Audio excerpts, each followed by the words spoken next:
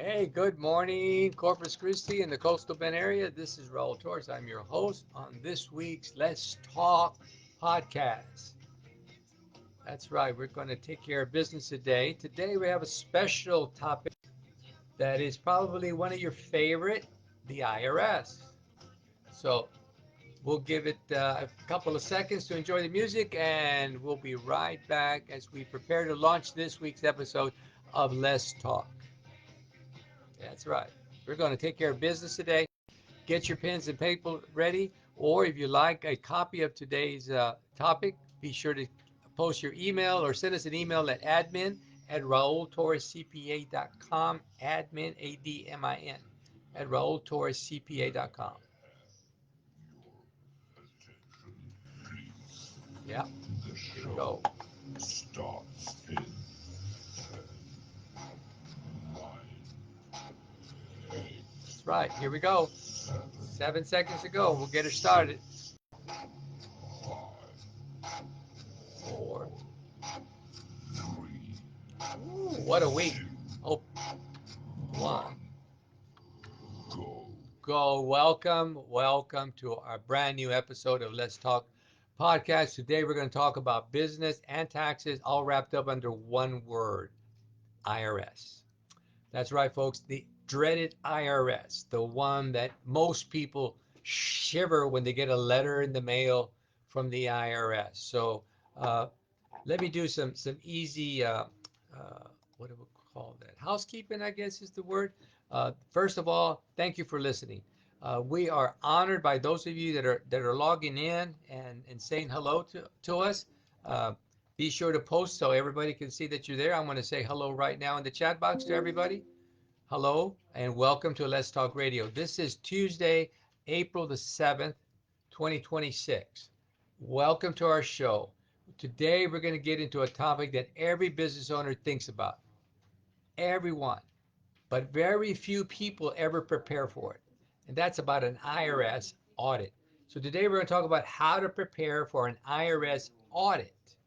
An IRS audit, all right? Those things are tricky for most people because they're not prepared. They're not prepared. So let me say this up front. The IRS audit is not something that you as a business owner should be afraid of, but it is something that you and I and everybody else who is in business should prepare for, just in case. The what if? Because if you're not prepared, that's where most people get in trouble because they're not prepared. They think somehow they're going to be the exception and the IRS will never come knocking on their door to examine their records. But here's the truth. The businesses that get hurt the most during an audit are not always the ones that do something wrong. They're the ones that aren't prepared.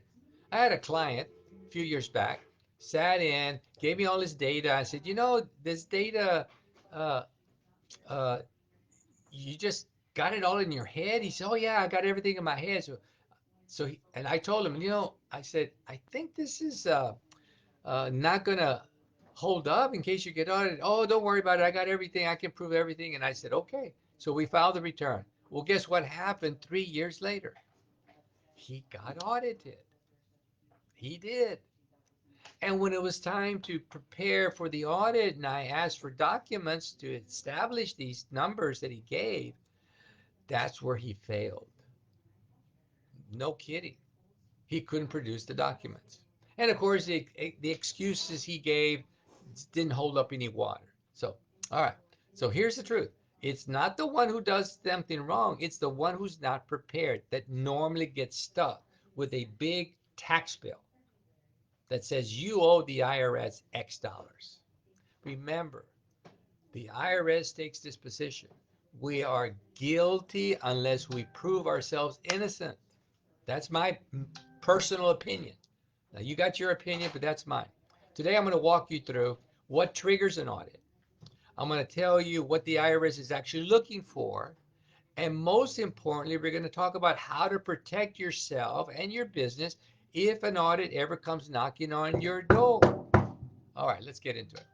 All right, ladies and gentlemen, again, this is your host, Raul Torres, CPA. I've been doing this for over 32 years. Uh, and I think I could say I've seen a lot, but I'm sure I haven't seen everything. All right, let's talk about the very first thing. What triggers an audit? There's a lot of stuff out there in the world of business. Call your friends, your community, your neighbors. A lot of chit chat, a lot of gossip, a lot of people who say they know what's going on. And I can tell you right now, I would not listen to all of it and believe it. Right? I would not. All right. So, what triggers an audit? Let's begin with the big question. Why does the IRS choose certain businesses to audit? Why? Number one, number one reason, inconsistent income reporting. Number one reason, inconsistent. One year you report $200,000 in revenue, the next year you report $10,000 in revenue. Now, it doesn't mean that's the only reason. It just means that's a primary reason. And then the next year you do another $150,000 in revenue. If you're reporting income also doesn't match 1099s, W-2s, or other type of third-party reports that are sent to the IRS, and you slap them on a different number on your tax return, that mismatch between what that third party sends to the IRS and what you put on your tax return will probably give the IRS a reason to take a closer look at your documents, right? This is where a lot of people get in trouble. They don't report all their 1099s. Look, especially if you're a sole proprietor, a sole proprietor is, in my opinion, held to a higher standard of reporting.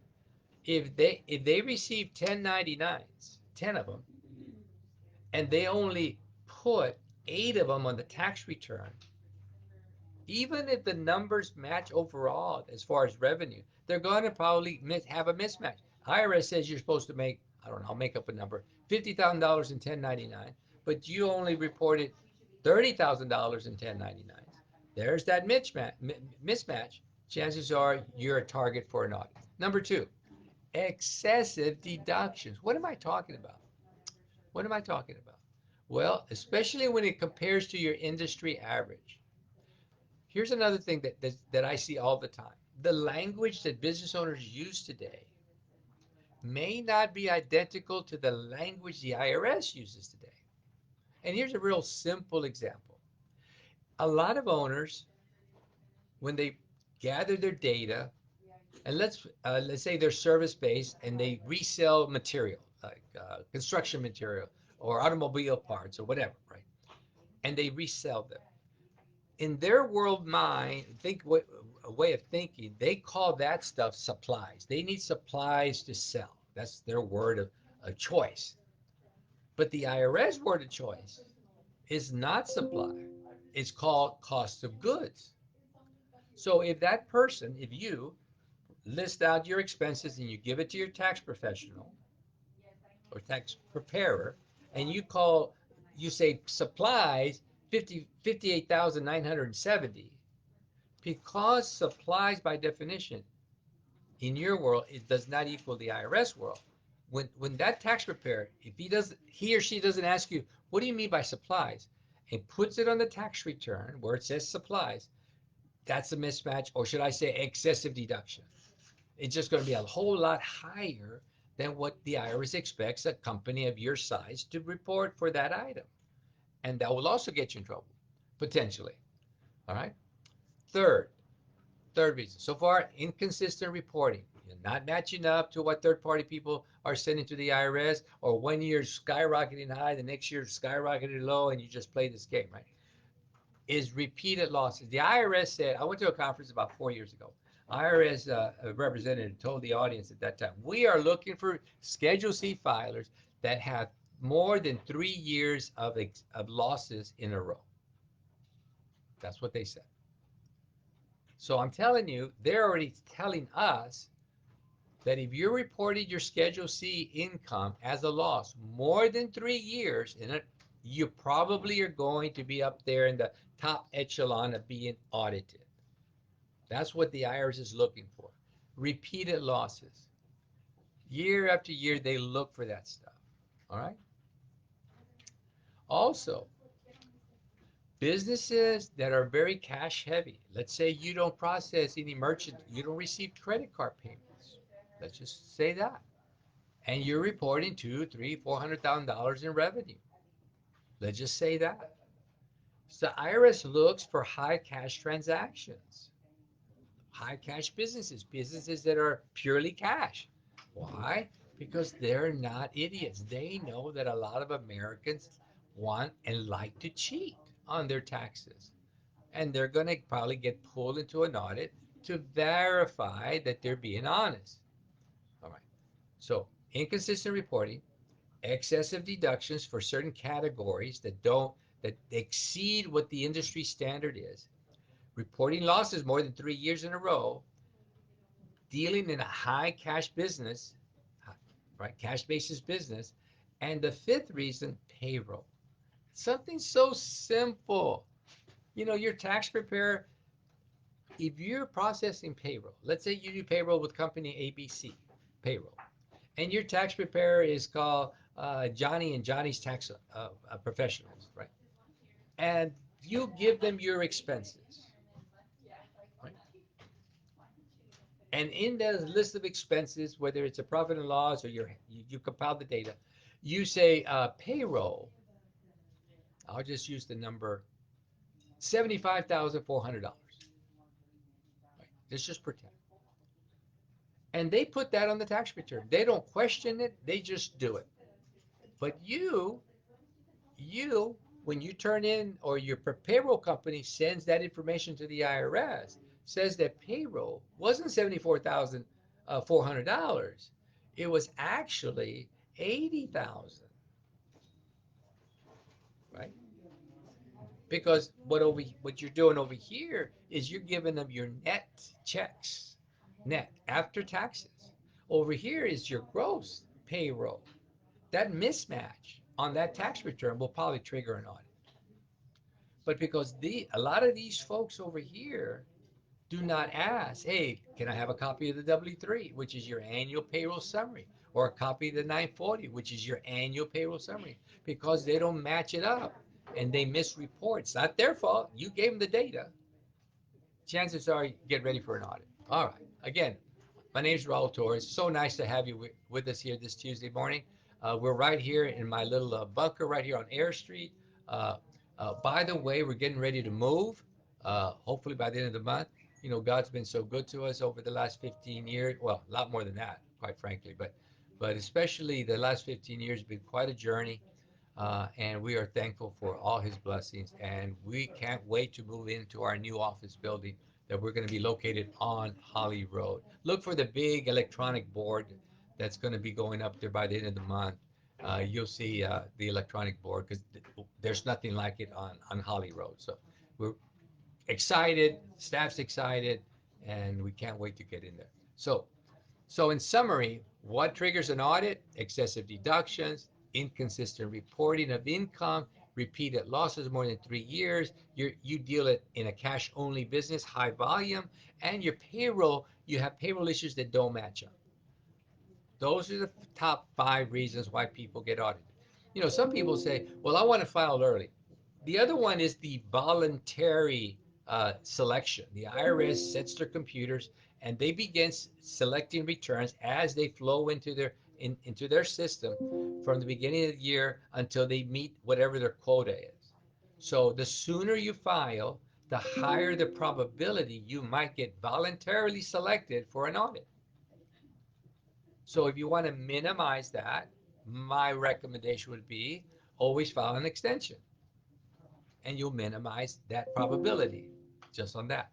So keep that in mind. All right, ladies and gentlemen, let me see if anybody sent any messages yet. Let me see.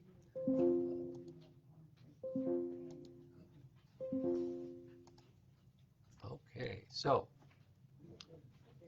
let me see, is anyone out there. All right. So if you're out there, be sure to post and say hello. Okay, folks, let me get started now. Segment two. What is the IRS really looking for when they do an audit? All right. The IRS is not trying to catch you in, as someone would say. The IRS is, when they audit you, they just want to verify the information put on a tax return. That's all they're trying to do. But of course, if the numbers don't match, then we're guilty until we prove ourselves innocent. All right. Now, focus on three things. Three things what the IRS is looking for. They're looking at income. So here's where it starts. Every business should have a way of how they identify their sales. Either you do handwritten receipts, right?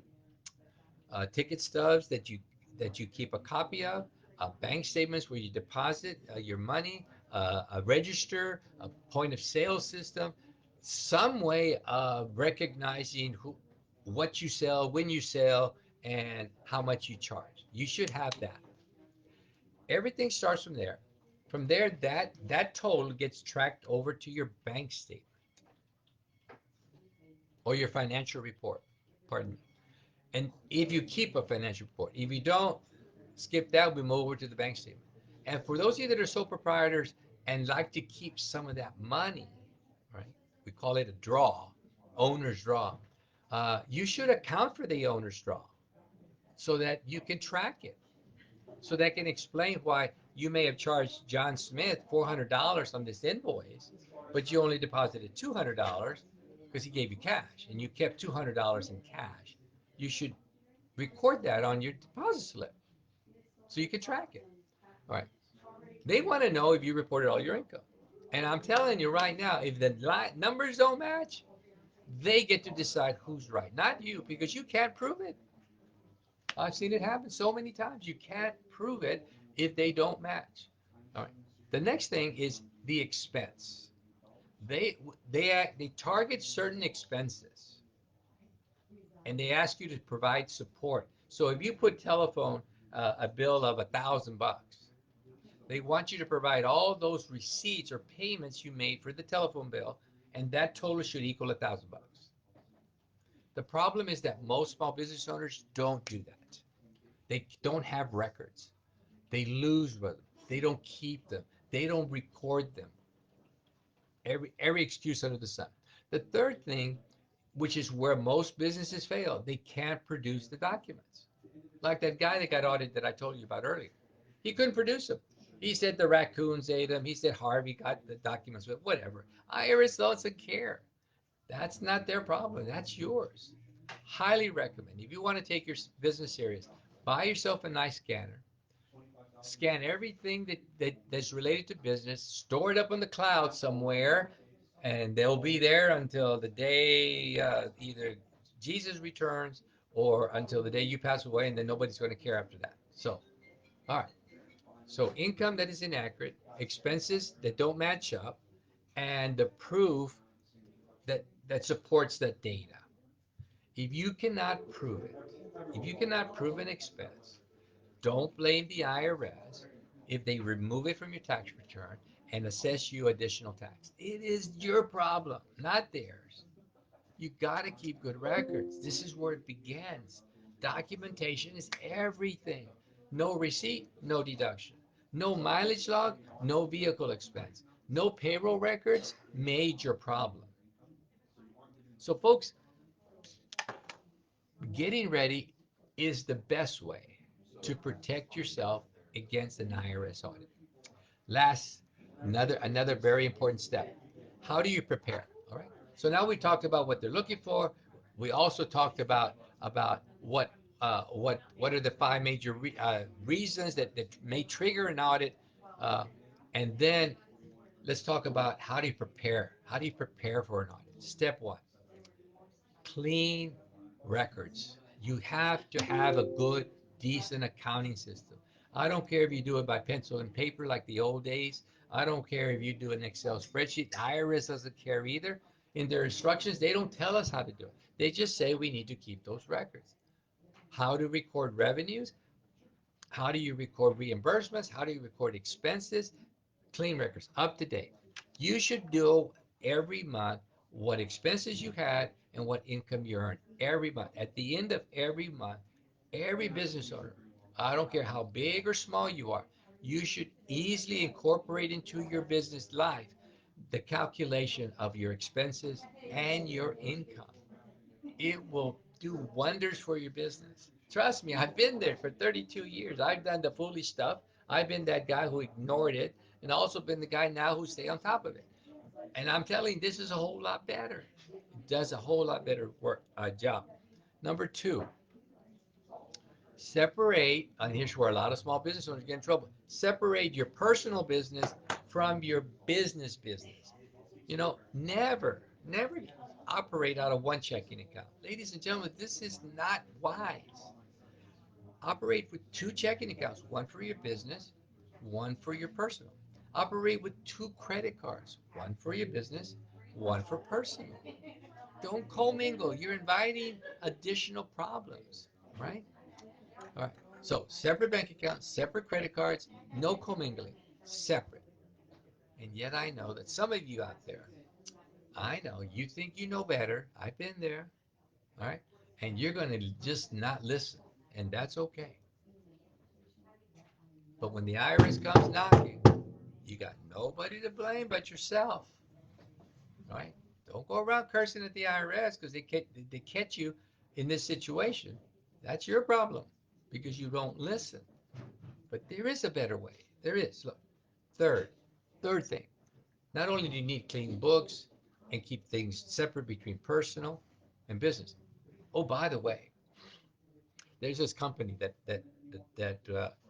became our client, a pretty good sized company, multimillionaire, and they were pushing all their personal expenses through their corporate credit card.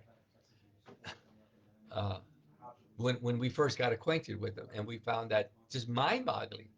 I mean, can you imagine all your personal expenses going being paid by the company, and then their bookkeeper was actually recording it on their financial reports as business expenses. Never bothered to ask, is this personal? Is this business? All right, back to step number three. Document everything. Keep all your receipts. Keep all your invoices. Keep all your contracts. Keep your mileage logs daily. Keep all your payroll records. All of that needs to be kept in a separate storage box or boxes in case you get audited for a minimum of 5 years, ladies and gentlemen. 5 years. That's right. Let me take a quick 30-second break. My name is Raul Torres. I'm a CPA here in Corpus Christi. Love what we do. We're located here on air, soon to be moving to Holly Road. Uh, and we want to thank you for watching today's episode of Let's Talk. Today we're talking about how to prepare for an IRS audit. All right, the best thing you can do as far as records is digitize all your records. Get yourself a good scanner. We use uh, uh, it does about 50 pages a minute. I don't see it. Oh, that's right. I gave mine away to one of my staff. So I'm sorry, I can't give you a picture of that. Step four, payroll compliance.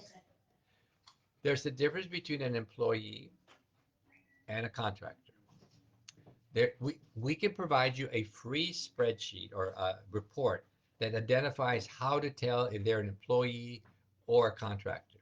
This is the same rules the IRS uses when they examine us. If you like a free copy, be sure to send us an email at admin@raultorrescpa.com or post it there on the chat box and we'll get that out to you, no cost. And you'll be able to easily see that 20 rule test the IRS uses. All right, listen, if you don't classify them correctly, the IRS can come back and say, oh, you did this wrong. You owe me some additional taxes, penalty, and interest. All right. All right. Also, payroll taxes need to be paid on time, every time, or they're going to assess a penalty. All right. I've been there. I understand. Penalties can get pretty burdensome. Don't complain. That's the rule, and they're not going to make exceptions for you or for me or anyone else. So you got to know the rules. Look, listen. Every business owner in America is being told by the IRS, if you read their regulation, that we are responsible to know what to do and when to do it. We are responsible. Your CPA is not responsible. Your bookkeeper is not responsible. Your tax professional is not responsible. Your tax preparer is not responsible. Your aunt's not responsible. Your mama is not responsible. You, the business owner, are personally responsible. Just because you hire somebody doesn't mean they're responsible. It just means you're responsible. They can assist you, but you're still responsible. All right. So payroll compliance. Make sure you know the rules. And if you don't, hire somebody and be willing to pay them to educate you. You know, if you think uh, if you think the cost of education is high, try the cost of ignorance and see how that works out for you. That's right, it's a lot higher. You got that right. Okay, step five, work with a professional. And when I mean professional, someone properly suited for your kind of business, for your temperament, personality, right? Find someone that talks your lingo, someone who has the patience for you, someone who will work with you to improve your business. All right. That's what I mean by a professional. Now, based on your type of business and the complexity of your business, you may want to get a qualified CPA. Now, and I use the word qualified because not all CPAs are made the same, just like not all doctors and not all attorneys are made the same. Find one that is qualified, that suits your particular needs, right? Here at Rolatory CPA PC, we are a firm that we take great pride in trying to be proactive. Now, we do mess up. I mean, we're just human, but we always want to fix what we don't get right, whether it's a key in error or a delay error, but we always want to fix it. All we need to know is what we're doing wrong so we can fix it, and we jump on it and fix it. All right? So find a professional that works with you the way you like, and that way you get what you need when you need it, and you pay for what you believe is a good value for that education. All right. Lastly, segment four. What happens if you get audited? The day you get that letter from the IRS, don't panic. Here's exactly what you do. Number one, don't get emotional. Stay calm. Calma, calma. All right. No te mortifiques. Stay calm and start thinking strategically. Number two, if you have a professional, a qualified professional you're working with, let them know right away. Send them a copy of the letter. It is not recommended that people that have high volume business activity, they represent themselves in an audit. But everybody's different, right? So if you feel comfortable, you don't need a professional, then go do that, right? But if you need a professional, I need to tell you the cost is not cheap. To sit there for 6, 8, 12 hours with the IRS agent representing you, it's not cheap. Don't blame the person you hire. I'm telling you right now, it's not cheap. A good one's not going to give you what you want just because you want it. All right? So you decide what it's worth, and you go hire somebody that you think can meet, provide you that need, and let them speak for you. You're better off not speaking to the IRS because you're not trained to say the proper thing at the proper time. All right, so don't get emotional. Let your CPA, if you have one, know what's going on. Help him or her gather the documents the auditor's looking for. This is critical. If you don't have the documents, you are sunk. You are sunk. There's no substitute for that. That's why it's so important to gather your documents and meet the deadlines the IRS is asking you to meet. Don't procrastinate. Please don't procrastinate. It is not going to help you at all. All right. Lastly, stay organized and help your professional person prepare for the audit. The audit process is about facts, not about your feelings. It's about facts. And a fact is this. This is a fact. Something tangible that says this number here goes on my tax return. And you can prove it. That is a fact. Anything other than that is an opinion, is a feeling, it's a thought. It's not going to hold up in an audit.